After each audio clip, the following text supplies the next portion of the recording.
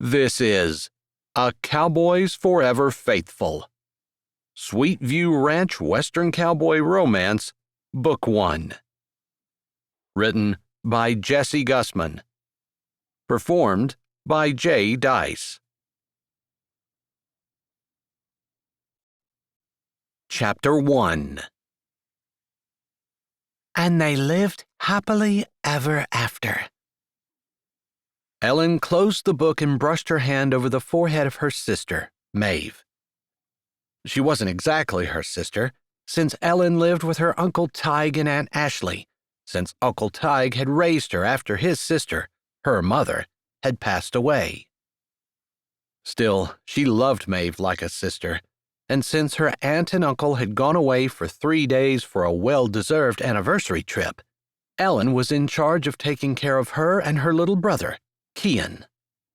Kian was already in bed, but Maeve had wanted a story, so Ellen had happily snuggled down with her while the wind roared outside and the promised blizzard moved in, making their little house on the outskirts of Sweetwater, North Dakota, feel cozy and warm. Ellen wasn't worried about the weather. She might have been born in Ireland, but she'd lived with her uncle in North Dakota for more than a decade. They had left Ireland so long ago she didn't even remember it. From the doorway of the room, Chewy, her Australian cattle dog, whined. Chewy was heavy with pups and due to whelp any day. Ellen was a little concerned since she had never delivered puppies before, but she wasn't anticipating any problems. "Can I sleep with Chewy?" Maeve said sleepily from her cozy position snuggled underneath the big blankets. "No, not tonight. I need to keep her close to me just in case she decides to have those puppies tonight." It would be a good night for Chewy to become a mom with all the wind and snow and the blizzard conditions. A perfect night for a dog to have her puppies. A little bit of unease went through Ellen. She hadn't been very concerned. Dogs had puppies all the time without any help. But for her to be alone, with her aunt and uncle gone, the storm raging outside, and her unable to leave because she was responsible for her brother and sister, it put a different spin on things. Plus, even if there was a problem, she wouldn't expect Lark to drive through a storm like this. Everyone who had a lick of sense had stocked up on the essentials and hunkered down to wait it out. North Dakotans were tough, but they weren't stupid. Ellen was 18 years old, an adult, old enough to handle any problems that might come up. Her personal pep talk didn't really help. A harsh wind hit the house so hard the walls shook, and Ellen cast Chewy a worried glance before she bent down, kissing her sister's forehead before tiptoeing out of the room, flipping off the light switch as she went, and closing the door softly behind her. The house was dark and quiet, unusually so. Ellen still had 4 months of her senior year left, but she'd turned 18 in October and was legally an adult. She didn't feel like it, though. She still felt like a kid at heart, even though people told her she was more mature than normal children her age. She certainly had more responsibility than most kids her age. She had her own business raising Highlander cattle and another business training and now breeding Australian cattle dogs. She was making as much money as a full-grown man, and still she was a full-time student in high school. Chewy whined as Ellen went to the living room to look outside at the snow coming down in big gusts. Ellen dropped to one knee and used both hands to take Chewy's head and hold it. "Is it time?" She didn't think she was going to be scared, but the idea of Chewy having her puppies in the snowstorm while Ellen was alone and couldn't call for help sent tendrils of fear with icy claws down her backbone. She had been looking forward to snuggling up on the couch and reading a good book by candlelight while the snow came down, but this new development made that seem less and less appealing. How could she relax when Chewy could be in distress? Without even really thinking about it, she pulled her phone out of her back pocket and sent a text to her best friend in the whole world. Travis. I think Chewie is going to have her babies tonight. I'm scared. She couldn't admit that to just anyone, but Travis knew everything about her. They texted often. Back when she was younger, around 14, she'd had a huge crush on him and had been insanely jealous of the cheerleader who seemed to catch his eye. But they had come to an agreement, and she had decided to be the very best friend that she could possibly be to him. And he had become her best friend in return. He confided in her about his business and the hardships he went through. She could tell him things that she couldn't tell anyone else, and she could trust him, just as he could trust her. Most of their communications had been via letters, although in the last few months, they had begun texting more. His answer came back almost immediately. Is she having trouble? I don't think so. I just don't know what to do if she does. The weather's bad. They'd talked about the weather earlier. He was in Fargo at a business convention, but he knew that her aunt and uncle were going away and she was responsible for her siblings. She had been a little bit worried about taking care of the kids during a blizzard, but she wasn't expecting anything to happen and she watched the children often. That was nothing new. Delivering puppies? Now that was new. You've delivered plenty of calves. I don't think puppies are any more difficult than that, but I'll pray for you. She smiled at his words. Of course, she didn't have to worry. God was in control. Still, with all the responsibility on her shoulders, she wouldn't be human if she didn't feel concern. Plus, she didn't want anything to happen to Chewie. She said a couple of prayers on her own, and then she sent a text back. Thank you. You just reminded me of where my priority is supposed to be and who I'm supposed to trust. He had been really good for her in that regard, always pointing her to Jesus, like a good friend should. He wasn't that far away since he was attending a conference in Fargo with Fort Hansen. She had been excited because she thought she was going to get to see him. With the blizzard, she didn't know if their travel plans would change, but she had been expecting to see him come back to Sweetwater, visit his family some, and her, and she thought maybe he was coming home to stay. He had said 4 years ago that he was going to be gone for 4 years. Then he was coming back. It had been 4 years. She smiled, because she was graduating soon. She had all kinds of plans for her future, plans that included her Highland cattle and Australian cattle dogs, starting with Chewie's first litter. Chewie shoved a cold, wet nose into Ellen's hand and whined again.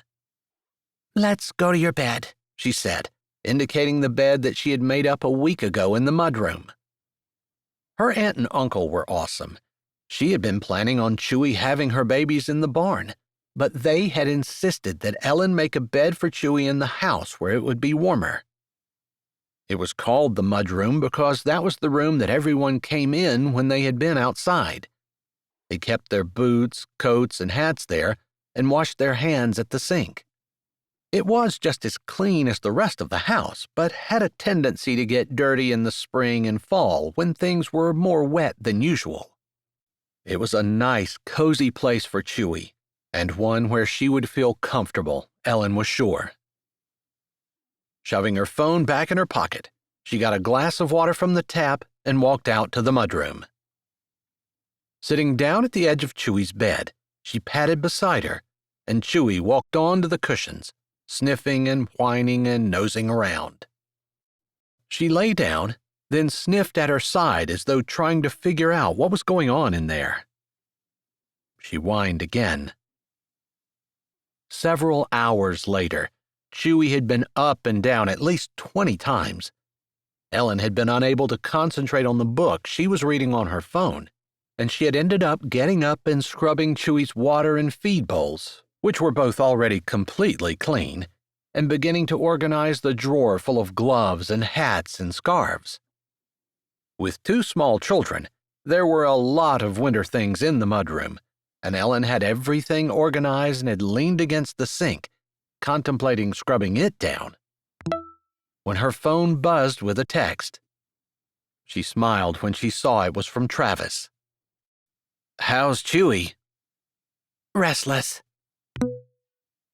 Chewy was not acting like herself at all, and while Ellen knew that there wasn't anything to be concerned about, not yet, anyway, she still couldn't get herself to settle down. "Is she pushing?" No, she just won't rest. She's up and down, and she whines and then bites at her side. "It definitely sounds like she's going to have them tonight. How many do you think she's going to have?" He was trying to get her mind off her worries. She smiled at his attempt. That was what a good friend did, even though he was at a conference and probably should be paying attention to something other than her. Or maybe it was over for the day. I want her to have at least 3, but I'm hoping she has more. She wanted to keep a few to train and sell them as trained cattle dogs. She had been training other people's dogs. They'd bring them in when they were ready, and she would keep them for 6 to 8 months, until they had the commands down and they were ready to go back to their homes as a dog with a job, rather than just as a pet. She loved teaching a dog that it could be a help, and loved even more seeing the dog fall in love with its job, doing what it was bred and born to do. They were so happy when they figured out that they could do what they were driven to do, and they could be rewarded for it. Most dogs were eager to work, and while training was never easy, they were eager to learn. She couldn't imagine trying to train a dog who didn't want to work. That was one of the things that was so good about Chewy. She hoped she would pass that drive to work down to her puppies. "Are you going to name one after me?" She laughed. Sure, I can name one Silly if you want me to. Ouch, really? Really, if you want me to name a puppy Travis, just say so. I want you to name a puppy Travis. All right, I'll pick the prettiest girl and give her that name. I don't know why people always say you're so nice. I'm not experiencing that niceness right now. She laughed and sent a smiley face emoji. He knew she wasn't going to name any girl dogs Travis, but she actually was planning on naming the first boy pup after him. After all, Travis had supported her for as long as she could remember. They'd been good friends, and he'd always been around to help her when she needed it. Not tonight. She would really love to have him around tonight. She almost sent a text back and asked him about the conference, but she thought he might be busy socializing. That seemed to be a lot of his job, making contacts, gathering information, and using everything he learned in any way he could to help build whatever business he was working on. He and Ford had started several. But Travis had confided to her that he couldn't wait to get back and be a farmer because that was his first love. She wanted things to work out for him and knew that spending time with Ford was the best way for that to happen, even if it meant that she didn't get to see him. As she turned from the sink, where she had grabbed a rag and started wiping one of the spigots, she saw that Chewy had laid out on her side, and it looked like she was pushing. Finally. Suddenly, she let out a whine, or more like a yell, and Ellen dropped to her knees beside her dog, who barely noticed she was there. Suddenly, she was more scared than she'd ever been in her life before. So she did the only thing she knew to do. She started to pray. She was only on her knees for a couple of minutes before the back door opened and icy wind blew in. She lifted her head and jumped up, thinking that she hadn't shut the door tight and the wind had blown it open. But there in the doorway stood her best friend, Travis. Chapter 2. Travis stood in the doorway and stomped the snow off his boots, then grabbed his hat and took it off before stepping in and closing the door behind him. Travis? Ellen said, sounding shocked. He didn't think she would be surprised. Didn't she know that if she needed him and it were possible at all for him to come, he would? That's right, short stuff. I'm here. He tried to act like it was perfectly normal for him to drive several hours in a snowstorm to get to her. I guess this is the mom-to-be, he said, seeing Chewy lying on her bed. It was very unusual that the dog hadn't even gotten up to welcome him. He'd never seen her lie flat out when anything was going on. Chewy was always involved in the middle of everything, a happy, energetic, obedient dog who was completely loyal to Ellen. Travis loved the dog, just because Ellen did. I'm so glad you're here, Ellen said, nodding a yes to his question. Well, I don't know what I'm going to do. I don't know anything about delivering puppies. You can hold my hand and remind me that I don't need to be afraid. Okay, I can do that. He tried to give a reassuring grin. It was a little disconcerting that Chewy wasn't up greeting him, but he supposed if she was in labor, about ready to have puppies, it was understandable. I think she's pushing. Ellen had her eyes glued back on her dog. Her legs stuck straight out, and her side, which had been heaving with each breath she took, was still as her nose pushed out and her tail lifted. Looks like that to me, too. It probably takes a bit of pushing before the puppy appears. How long do you think? Let's see if we can look it up on the internet. You can take your coat off first. I'm sorry, and I can get you something to drink. Are you hungry? Ellen seemed to remember that it was polite to offer all those things, and she did them in a rush. Let's take care of Chewy first, although maybe I'll wash my hands just because that seems like a good idea. He thought that if Chewy needed help, they should have clean hands, but he didn't want to add to Ellen's anxiety by suggesting that something might go wrong. After he washed and dried his hands, he knelt down beside Ellen, his eyes on Chewy before he grabbed his phone and searched what to do for a dog in labor. He read through several articles, since in his experience information on the internet was not always extremely accurate, and it made sense to see what the general consensus was. I think maybe we just need to let nature take its course. He rattled off a few things that they were to look for if Chewy was in distress, but she wasn't displaying any of the signs, other than pushing with no sign of a puppy emerging from the birth canal. We should give her more time then, Ellen asked, the wrinkle in her brows showing her worry and concern. Yeah, I think so. He said that, but he wasn't entirely sure. It seemed like they should be seeing a puppy soon. And if not, he picked his phone back up and read through a few of the things that they said to do if the dog was in distress and the puppy didn't appear. Another 15 minutes ticked by as Ellen stroked Chewy's side and held her breath every time she pushed. Here, hold this. He handed her his phone.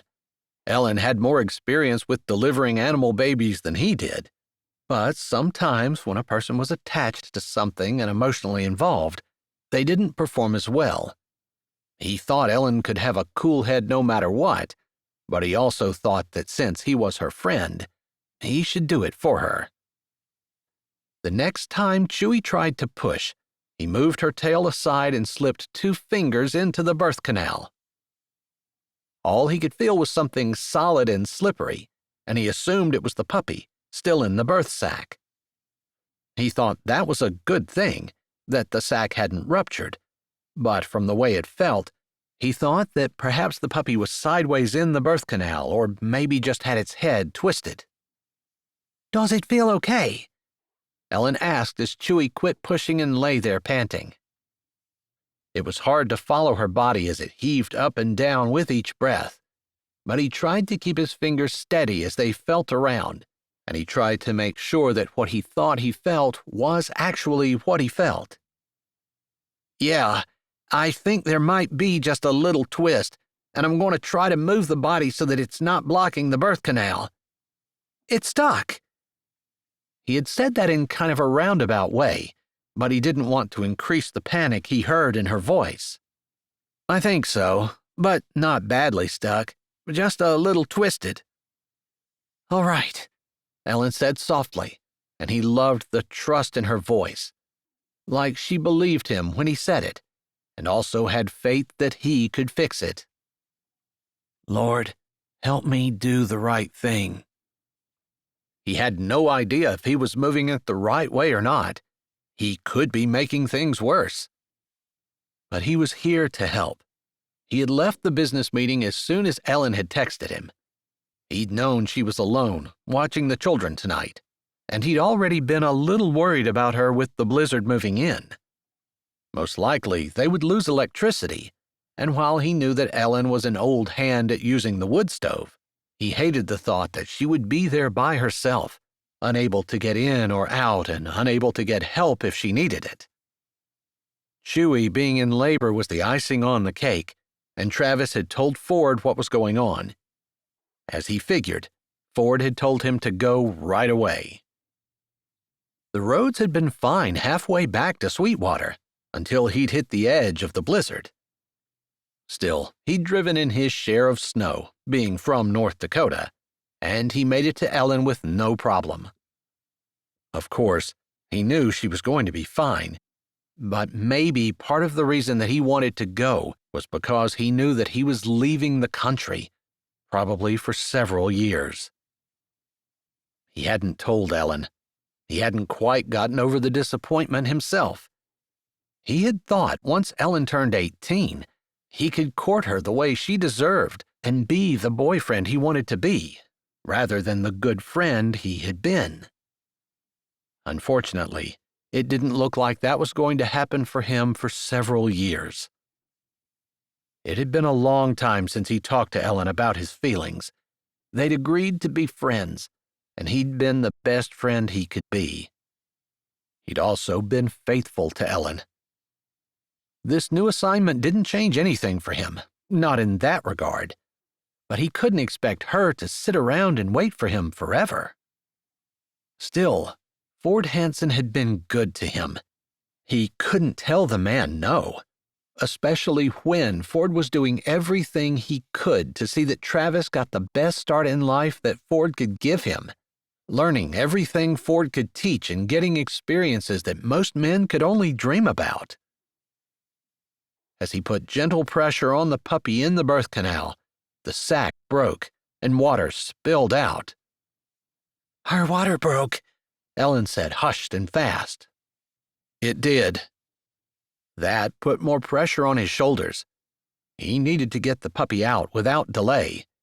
He didn't want it to die in the birth canal. He felt it wiggle, and he breathed out a silent prayer of thanks. It was still alive. The broken sack actually made his work a little easier because he could feel the big head, the tiny paws, and the long body. As he had thought, the head was twisted, and now that the sack had ruptured, he was able to gently pull it around. He appreciated that Ellen wasn't peppering him with questions. She was beside him, ready to help him if he needed it, but also giving him the space he needed in order to concentrate. She'd always been the perfect person to work with. Chewie pushed, and the birth canal tightened. The puppy wasn't quite in position, and as soon as the pressure eased off, he tugged just a bit more, and the head slid into place. He could tell because the body moved out easily as he pulled his fingers out, like the pup was following him already. He smiled a little at the thought, but didn't allow it to distract him, since he was focused on making sure the little guy had the fluids cleaned out around his nose and watching for that first big breath. Ellen put her hand on his forearm as she leaned closer, so intent on watching the pup that she probably didn't even realize she was touching him and leaning over top of him. "I can't see," he teased her. "Oh, sorry." She moved back a little, checking to make sure he had a line of sight to the puppy, and then she turned her attention back to it. In that amount of time, the puppy had taken a deep breath, its little body trembling, as Chewie looked around and started to lick it. It lifted its head, wobbly and unsure, as Chewie maneuvered just a little so she could continue to clean it off.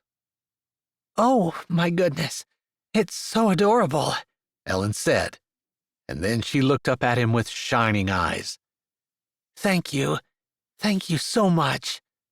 "You could have done it." She nodded, knowing that he was probably right. "But I didn't think to look on the internet. I didn't think to try to think about what could be wrong. I just—" When you get emotionally attached to things, sometimes it's hard to take a step back and look at the situation in an analytical way. "You mean you're not attached to Chewie?" She asked with her brows raised. "I am. I love her because you do." She grinned, knowing that what he said was true. There were probably things that she loved because he did. His brothers, for example. Roger especially had struggled staying on the right side of the law and not going down the path that their parents had gone down. But it didn't matter when he showed up. Ellen always welcomed him into her life and took care of him as best she could. Travis knew she did it because Roger was his brother. Of course, that was the kind of person Ellen was, too. Too nice for her own good sometimes. Although there really wasn't such a thing. The Bible didn't issue any warnings to Christians about being too nice. It did, however, give lots of exhortations about how Christians needed to be kind. "Oh, she's pushing again." Ellen's words brought his mind back to the fact that while they were out of the woods with the first puppy, and it seemed to be doing well, there were more puppies to go.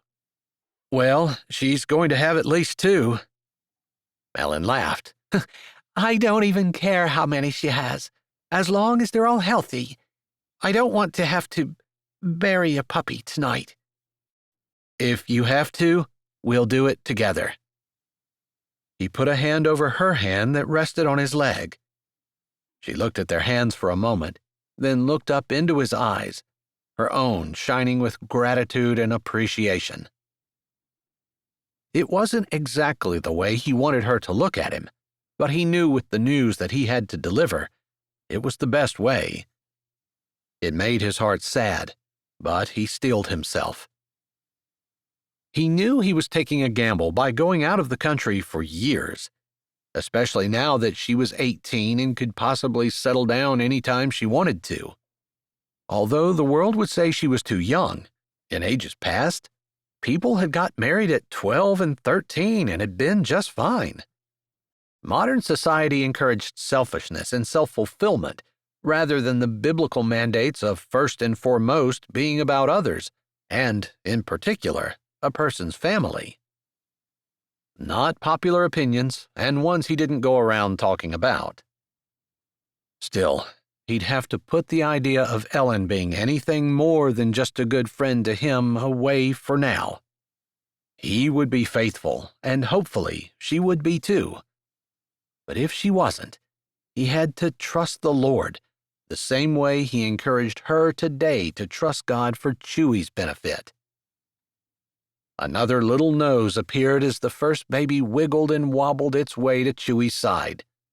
Soon another chubby little body had slipped into the world, and Chewie leaned around to lick it off too.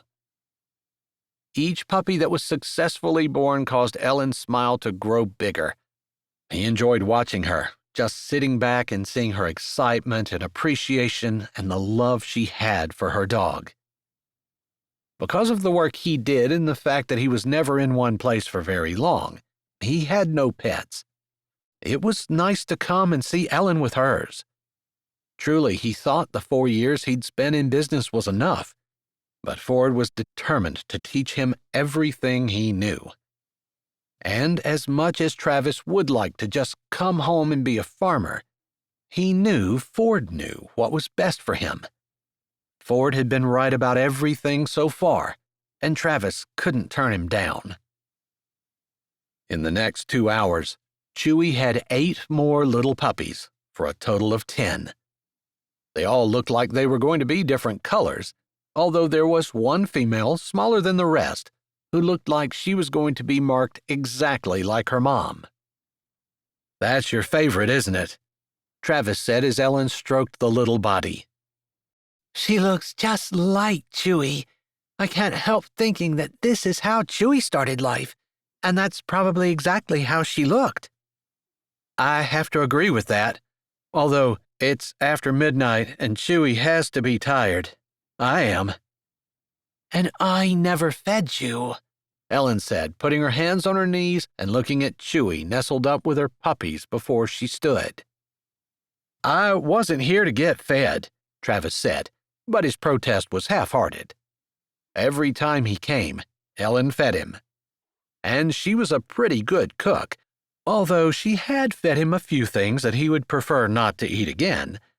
Although he would, just for Ellen. I hear you. Come on, wash your hands, and I'll warm up some supper. Tell me what supper was first, he teased, knowing that he would eat no matter what she made. Country fried steak. She laughed a little. It seems like every time I make this, you show up. I should make it more often. He chuckled. It's what I ate the last time I was here. You know how to summon me, apparently. Apparently. I think I'll try making it every day and see what happens. Chapter 3. Travis shut the water off after washing his hands and grabbed the towel to dry them with. About that, he said, figuring that this was a good opening, although maybe not the best time. He didn't want to upset her while he still had an hour or so he could stay. Her aunt and uncle would not mind him staying if he couldn't get out, but there was no reason for him not to leave. And he didn't want Ellen to get in trouble. Not that they wouldn't totally understand and welcome him into their home if they were there. It was just the idea that he showed up and stayed the night, the one time they left.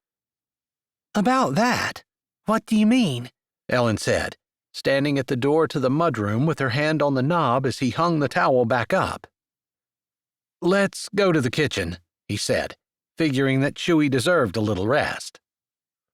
He flipped the light off as he left, closing the door behind him and following Ellen to the kitchen where she grabbed a container out of the refrigerator.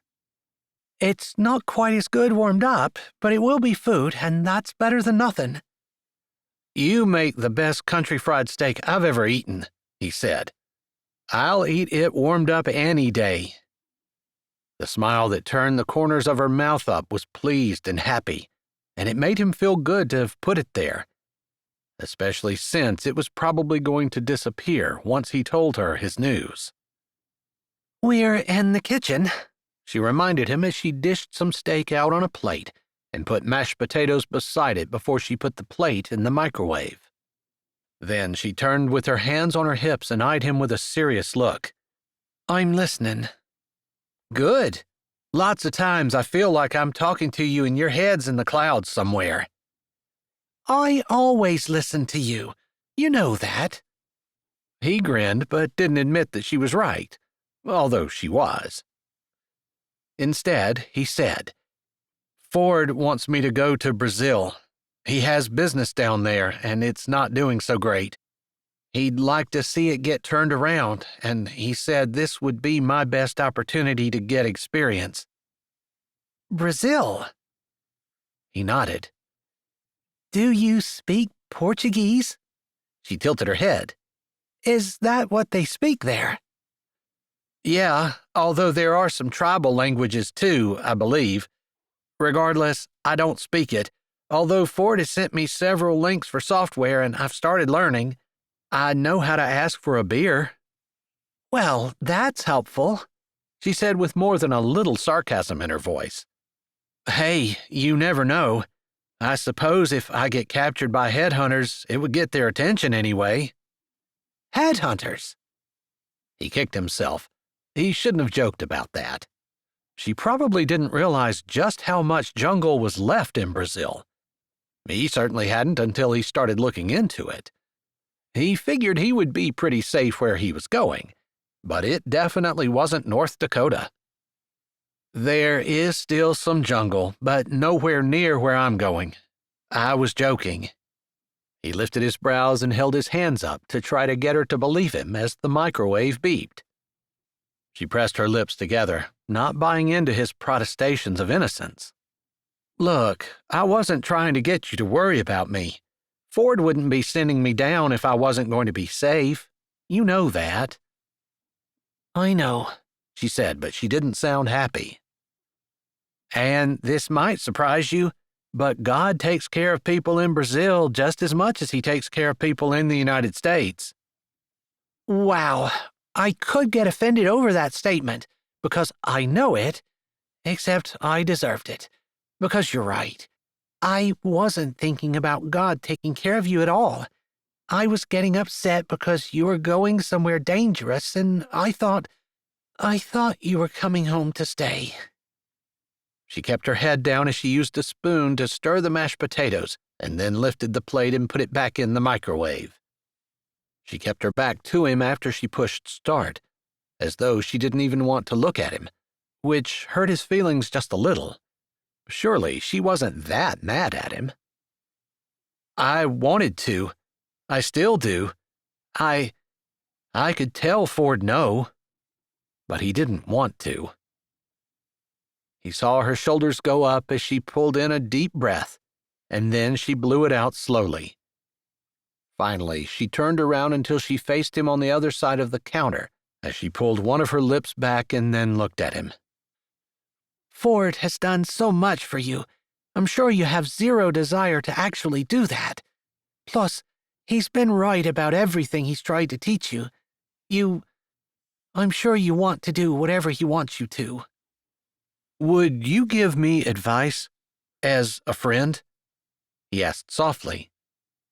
Advice? She lifted her brows and looked at him. You're my friend. You want the best thing for me. What would you say I should do? I say you should do what you think God wants you to do. That's the right answer, he said, his eyes narrowing some. And she smiled with a guilty look on her face. She knew she was just parroting what she was supposed to say. What do you think I should do? Do you know for sure that God wants you to go to Brazil? She asked, and he did not miss the note of hope in her voice. No, I don't. I feel like it's the right thing to do because Ford has been so good to me. Every single thing that he's asked me to do has been beneficial in ways I hadn't even imagined. I can't imagine that this would be any different, even though I really, really do not want to go. Not at all. Not even a little. How soon? She looked at her hands. He just told me tonight that he wants me there next week. Next week? She asked, her voice squeaking a bit. You're going to miss everything in my senior year. You promised to take me to prom. Then she closed her mouth, snapped it shut actually, and contrition stole across her face. I'm sorry. I'm making this harder for you, and it's already a hard decision. I think you should go. You're right. Ford has gone out of his way to make sure that you're equipped to run whatever business you decide to run. And the last time we talked, you said you'd made more money already than you ever thought you would in your lifetime. I'll be able to buy my own farm and almost certainly pay cash for it if I do this. And that's what you want, Ellen said, and she didn't sound quite as sad anymore. The microwave beeped, but she didn't move to get his food out. How long? She asked, and he thought that the smile she pasted on her face was one of those smiles that said, "I'm trying to pretend to be happy, even though I'm really not." In a way, that made him happy. He didn't want her to be joyful that he was leaving. Mostly because of her, he wanted to stay. And he never wanted to see her unhappy. Not for anything, but especially not over stuff that he had done. He did truly feel like this was the best decision, and he had no reason to believe that it wasn't what God wanted him to do. Sometimes it could be a little nebulous, trying to figure out the difference between what he wanted and what God wanted. What he wanted often overshadowed what God wanted, but God did give him people to confide in, to consult, and to give him their advice. Ford was one of those people, but Ellen was too. She had always been wise beyond her years, mature and capable. He trusted her and valued her friendship. At least 2 years, but it could be longer. I probably won't be back much, if at all. I imagine the plane ride down there is a really long one. Yeah, and the work that is there for me to do is pretty hard and involved. I'll be busy. Not too busy to talk to his friends, but definitely busy. Especially if he was able to do what Ford was hoping he would and turn the business around, making it profitable. You could ask her to marry you and take her down with you. She turned to get the food at the microwave, and Travis closed his eyes against the temptation that thought elicited. He wanted to.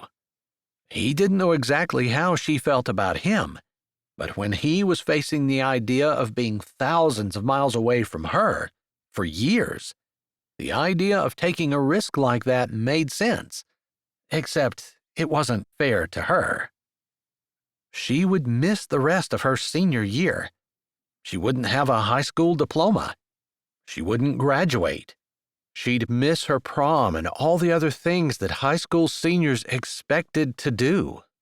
She'd have to leave Chewy. She'd have to leave her Highland cows and the businesses that she'd grown and give it all up for him. Yeah, it was tempting because he wanted it.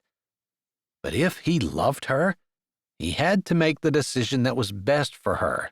And so he pressed his mouth closed as she set the plate of steaming country fried steak in front of him. So, what are you doing between now and next week? She asked after he said a short prayer over the food.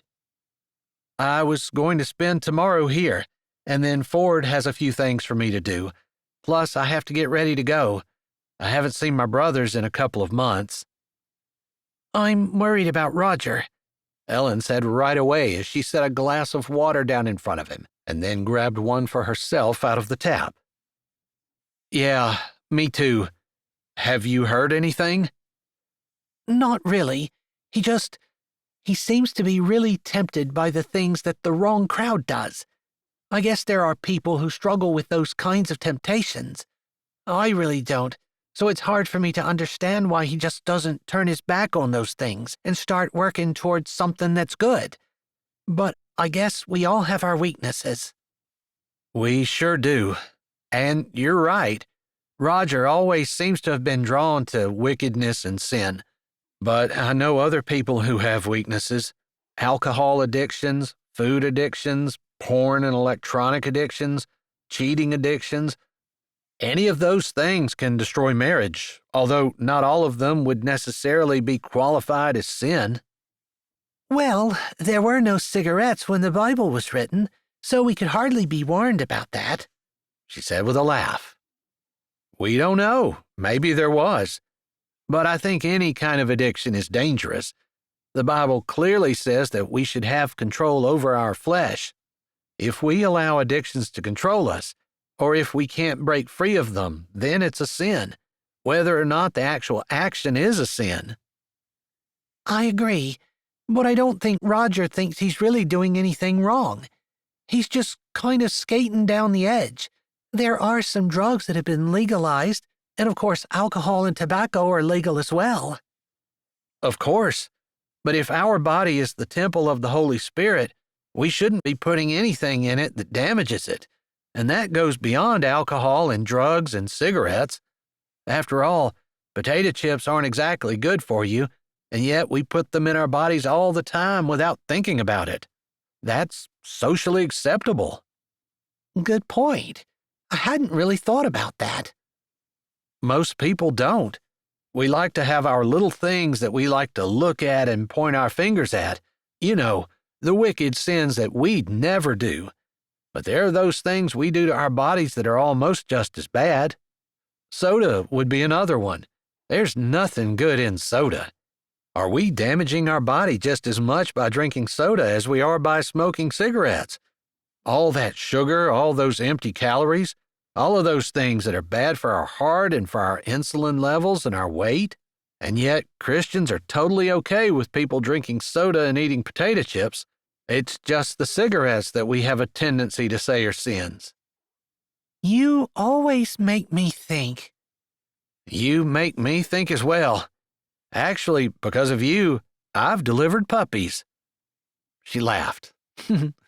I'm so glad you came. Have I thanked you? I guess I was a little bit overwhelmed, but thank you.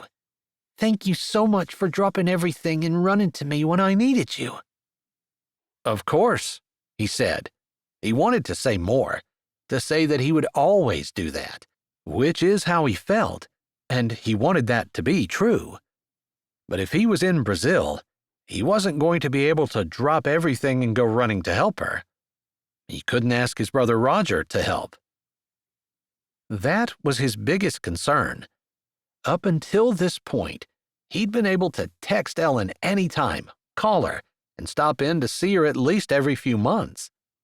Now, he was facing years potentially without seeing her at all. It was almost more than he could stand. That alone would be enough to make him decide that he didn't want to go. Except, he knew it would be for the best. Travis. I'm going to miss you.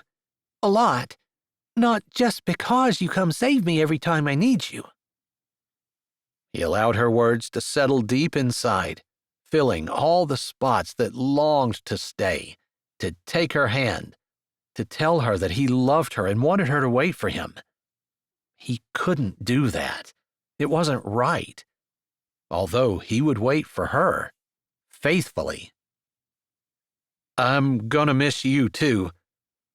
I know I already said I wouldn't be going if I didn't think it was the right thing to do. I know. She didn't say anything more, and they ate in silence. He ate slower than he should have, because of the storm. He should have hurried, getting out before the snow got any deeper, but he couldn't make himself do that. It was an hour before he pushed away from the counter, their dishes long since washed by Ellen, and stood. I better go. Should have left a while ago. Be careful.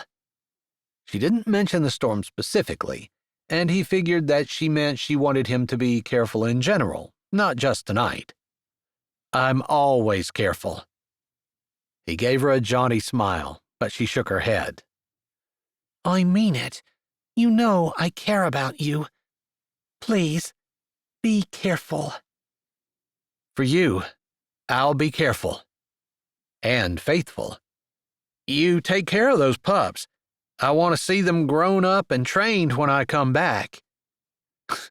They'll be trained and sold before you get back, she said, although the sadness in her voice was covered by a fake happiness she tried to project.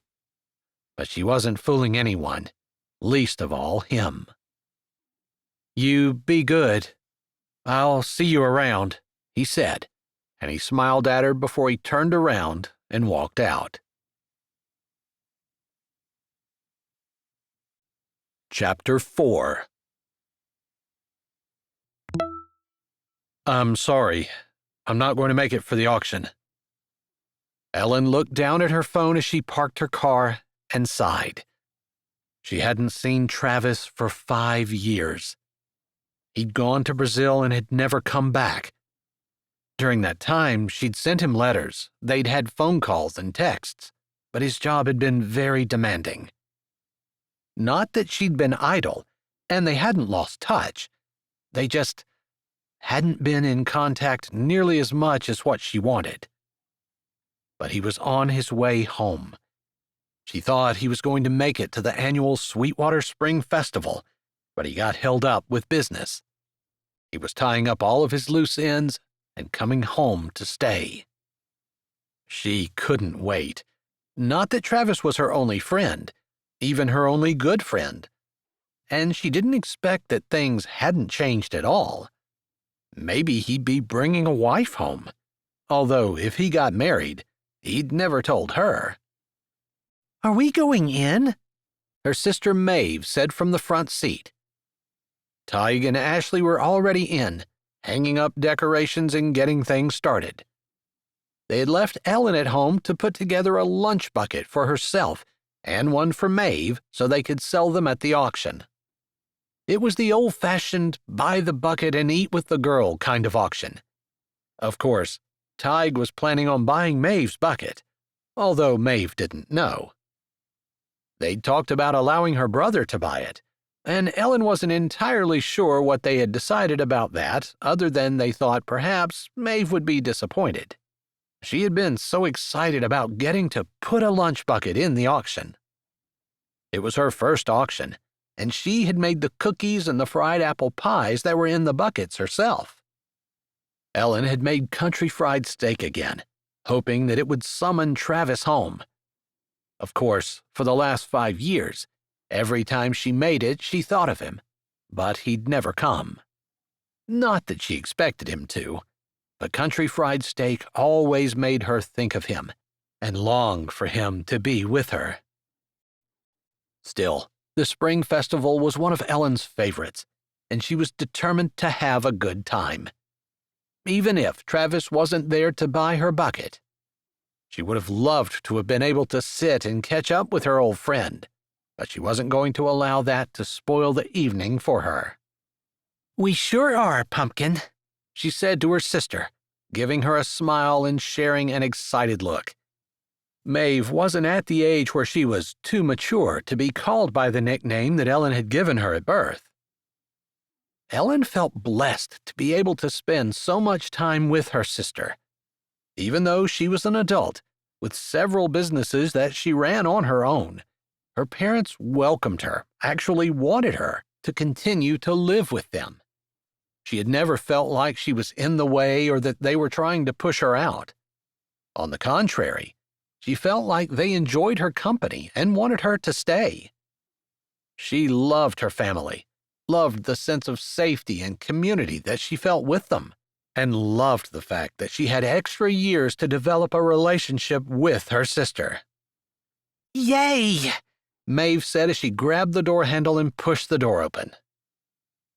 Well, well, well, if it isn't Miss Ellen O'Reilly. Ellen cringed at the familiar voice. Chalmer Leggins was a familiar sight around town. He'd graduated with Ellen and had been considered a good athlete. He'd been the high school quarterback, although not good enough to play at the college level, and he hadn't gone to school after his high school career. Instead, he married the head cheerleader, Shanna, and they had 2 kids together. They'd been divorced for several years, and Chalmer had gotten a job as a truck driver for the Powers family trucking.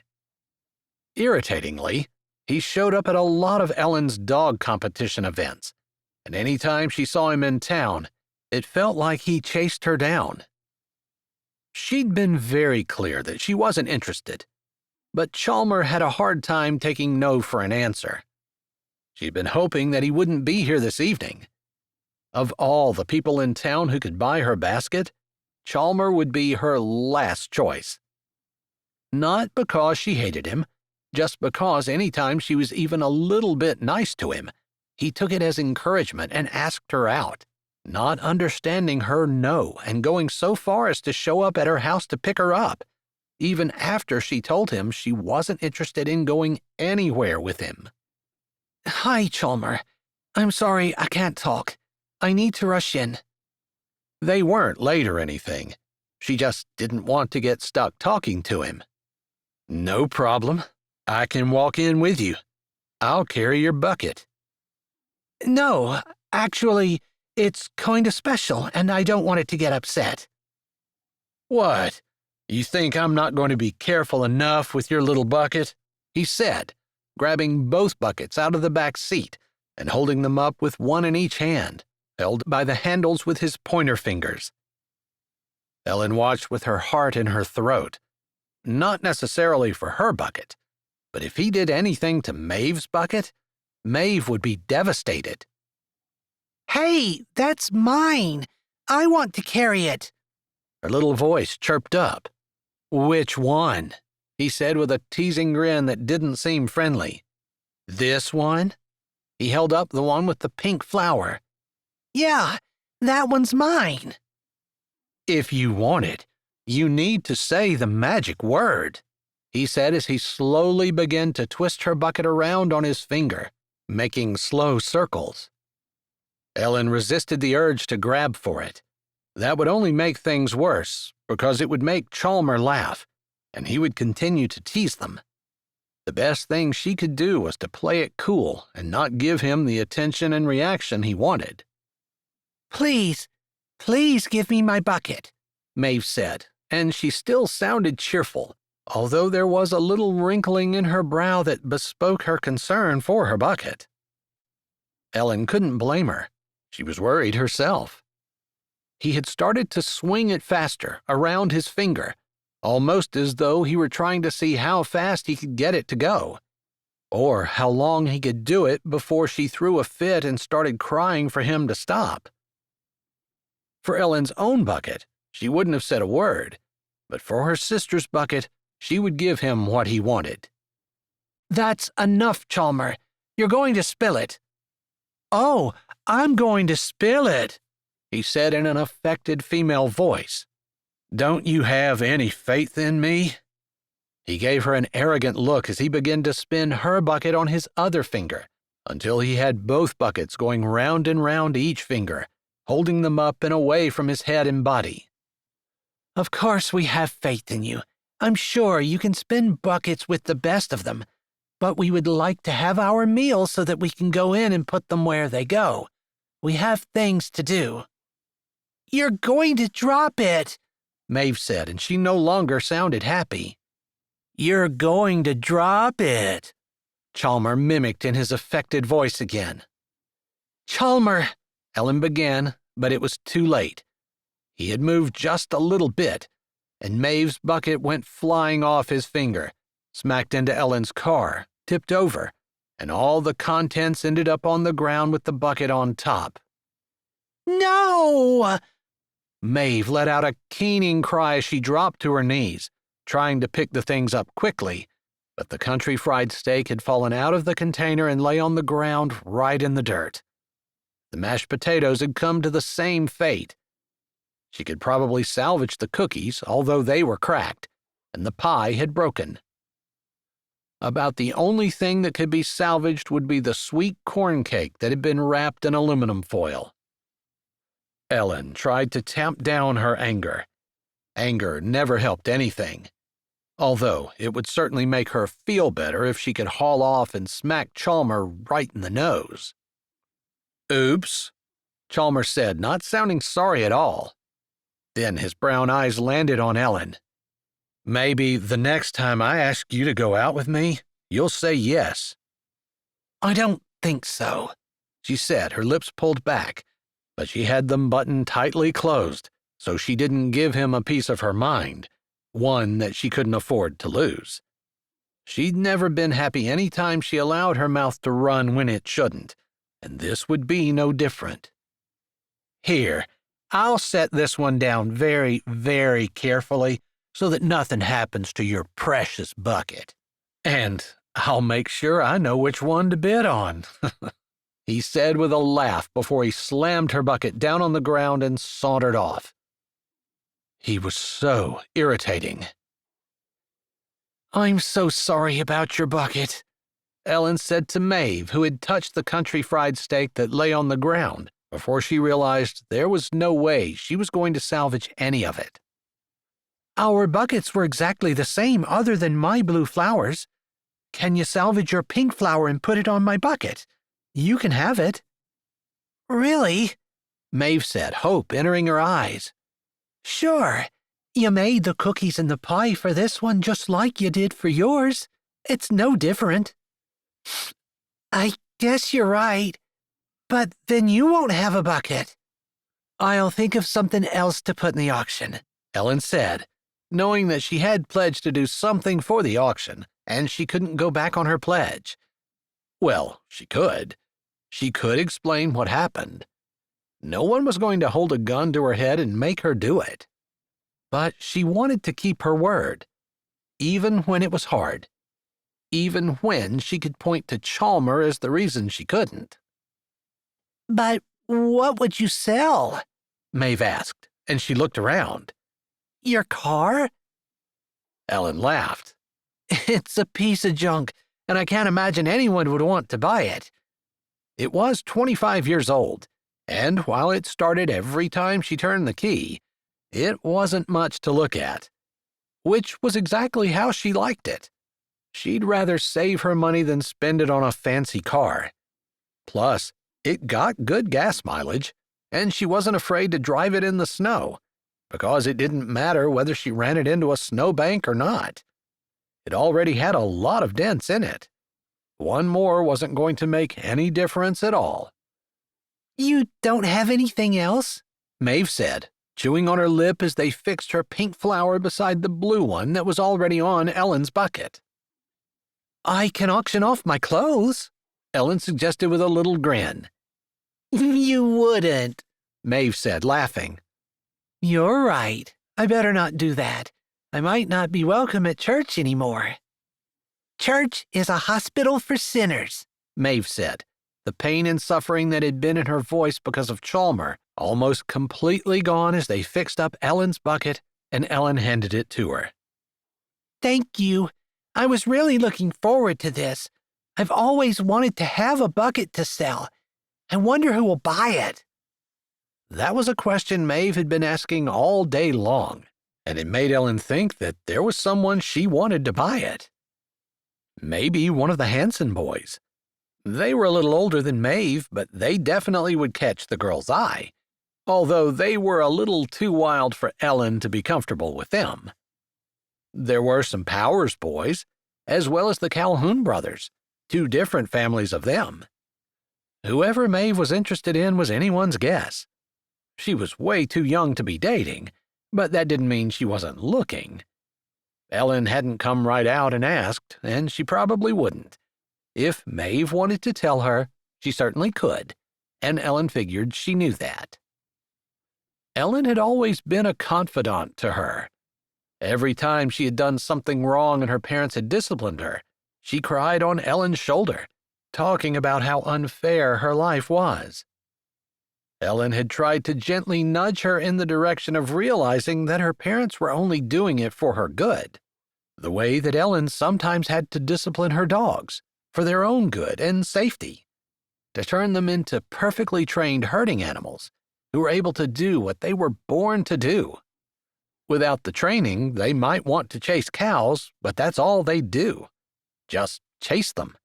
There would be no rhyme or reason, and they wouldn't be any good to anyone. Ellen wasn't sure whether Maeve had ever truly understood what she had been trying to say, but she supposed she'd keep trying until Maeve either got it or moved out. Maeve carried the bucket with a big smile on her face as she slipped her hand into Ellen's and skipped along beside her as they walked into the community building, which had been there for more than a decade.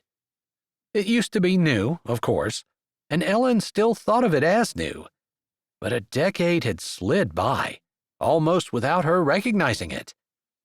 She felt like an old lady, because she used to come here as a young girl, about Maeve's age, always excited to be able to participate in whatever town festival was going on. And now she was a part of it. It was amazing to her how quickly life went by, and a little sad, too. She missed being little, the naivety of youth, and the unbridled enthusiasm she had for everything she did. For some reason, there was a growing sadness inside of her, and she wasn't sure exactly what caused it. It was a longing for something, she supposed, but she wasn't sure what. Maybe it was something that God put in every young person, something that drove them from their comfortable place with their parents and pushed them out into the world, ready to leave their own mark on it. But she'd think about that some other time, because she loved her town and never wanted to leave, except for that growing discontent inside of her that felt a little bit like wanderlust. Maybe it was just a bit of jealousy because her best friend had been in Brazil for so long and traveled the world, and she barely ever left the town where she grew up. "We have one lunch bucket for you," Ellen said as they reached the platform and gave Maeve's lunch bucket to the lady in charge. "You're scheduled for 2. Where's the other one?" she said, checking the clipboard that she held in front of her. Every other town in the United States probably had gone electronic, but not Sweetwater. Ellen didn't smile because she felt bad. "We dropped one. I'm sorry." "Well, is there something else you can offer instead?" "Don't let her offer you her clothes. She told me she wouldn't. Her car's a piece of junk, too," Maeve said, with the unfiltered way a child often spoke. "Thank you for the tips," Lim said, giving a benevolent smile to Maeve. "I would not allow her to offer me her clothes, and I definitely do not want her car. I've seen it. It belongs in a junkyard," Lim added, looking over her glasses. Ellen tried not to be offended. She loved her car. It was dependable and had never let her down, except for the times that she'd run it into a snowbank herself. But it started when she wanted it to, ran well, and it got her where she needed to go, without costing her a lot of money. Plus, with all the places that she took her dogs, she really didn't want to get a nice car that would just get covered in dog hair. But she didn't want to get into an argument with Lim, so she just smiled and held her hands out. "I wish I could do something. I know I signed up for it." She didn't say what had happened. She wasn't a big believer in offering excuses. Plus, she didn't want to make it sound like she was complaining about Chalmer. This was a party, not the place to complain about people. "Just sell yourself." Mr. Higginbotham came up beside Lim and spoke over her shoulder.